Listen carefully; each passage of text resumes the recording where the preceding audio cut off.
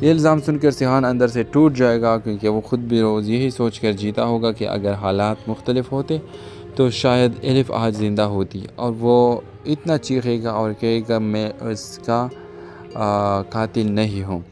ادھر الہام کی ایک دوست اسے سمجھانے کی کوشش کرے گی کہ سیحان خود بھی ایک متاثر شخص ہے، لیکن الہام کسی کی بات ماننے کے لیے تیار نہیں ہوگی۔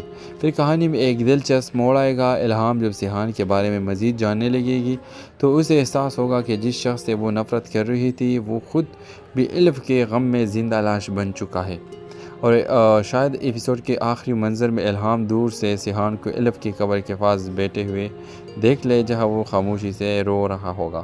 یہ منظر دیکھ کر پہلی بار الہام کے دل میں ایک سوال پیدا ہوگا، اگر یہ واقعی قصوروار ہے تو پھر آج بھی الف کے لیے اتنا کیوں تڑپ رہا ہے؟ ڈرامہ سیریل کے حوالے سے اپنا رائے کی اظہار لازمی کمنٹ کریں، ساتھ میں ہمارے یوٹیوب کا چینل اخلاص ٹی وی کو سبسکرائب کرنا مت بھولیے۔ تھینکس فار واچنگ، اللہ حافظ۔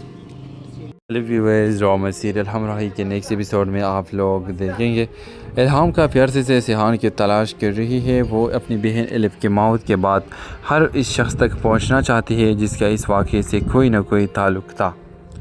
آخرکار ایک دن اسے سیحان کا پتہ چل جاتا ہے، جسے الہام اس کے سامنے آتی ہے۔ سیحان اسے دیکھ کر حیران رہ جاتا ہے، چند لمحوں کے لیے اسے یقین ہی نہیں آتا کہ وہ کیا دیکھ رہا ہے۔ الہام کا چہرہ بالکل الف جیسے ہوتا ہے۔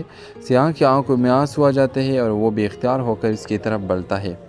اسے محسوس ہوتا ہے جسے الف واپس آ گئی ہو، لیکن جیسے ہی وہ قریب پہنچتا ہے الہام فوراً ایک قدم پیچھے ہٹ جاتی ہے اور سخت لہجے میں کہتی ہے، رک جاؤ، میرے قریب آنے کی کوشش بھی مت کرنا۔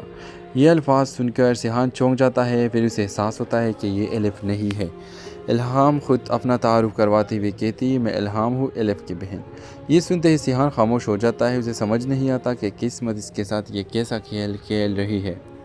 دوسری طرف الہام کے دل میں سیحان کے لیے شدید غصہ ہوگا۔ وہ سمجھتی ہوگی کہ اگر سیحان اپنے باپ کے سامنے کھڑا ہو جاتا تو شاید آج الف زندہ ہوتی۔ میرے پریڈکشن کے مطابق الہام سیدھا سیحان سے کہے گی، شاید الف کی جان لینے والا صرف غازی یوسف نہیں تھا، تم بھی اس کے برابر کے ذمہ دار ہو۔